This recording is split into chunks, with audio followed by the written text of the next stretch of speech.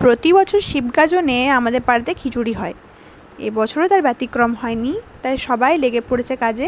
মা, কাকিমা ওরা সবাই মিলে এসেছে সবজি কাটতে। সব কাটাকাটি এদিকে চলছে। এটা হচ্ছে আমাদের পাড়ার শিবের মন্দির, একদম কাছেই আমাদের বাড়ির। ছোটোবেলা থেকে খুব এক্সাইটেড থাকতাম যখনই শুনতাম যে পাড়াতে শিবের মন্দিরে খিচুড়ি হবে। সবাই মিলে খেতে আসতাম, খুব মজা হতো, এখনও আসি।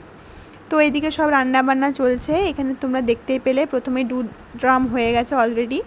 আর এদিকে সবাই পরিষ্কার করছে যাতে সবাই ভালোভাবে বসে খেতে পারে আর যাতে ধুলো না ওড়ে, ওই জন্য সবাই জল দিয়ে দিচ্ছে। এই ভাই বোনরাও বসেছিল, সবাই এসেছি বিকেলবেলা সবজি কাটা দেখতে। আর এদিকে তরকারি রান্না হবে, তরকারি চাপানোর ব্যবস্থা করা হচ্ছে। খিচুড়ি, তরকারি আর হবে টমেটোর চাটনিও রেডি হয়ে গেছে। আর আমার ভাইও এদিকে জল বইতে শুরু করে দিয়েছে। আজকে আমাদের এখানে কি হবে? পিকনিক হবে নাই?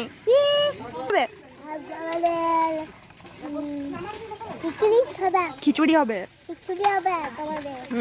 আর কি হবে?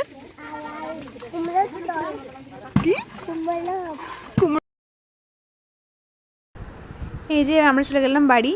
তারপর যখন সন্ধে হয়ে গেলাম দেখলাম প্রচুর ভিড় হয়ে গেছে, আমাদের বাড়ি অবধি লাইন চলে আসে বসতে বসতে। এই যে বোন, আর এখানে জলের বোতল নিয়ে নিয়েছি হাত ধোয়ার জন্য। আর এই বদমাশ করছে, আর কোনো কাজ নেই।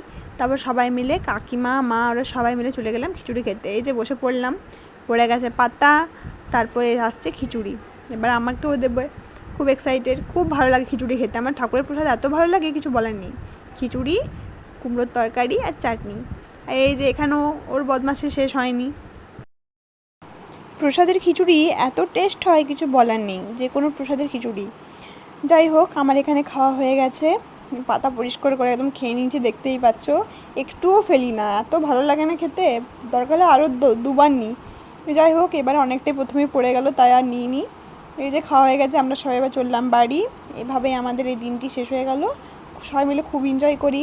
দেখা হবে পরের ভিডিওতে। Tata, by.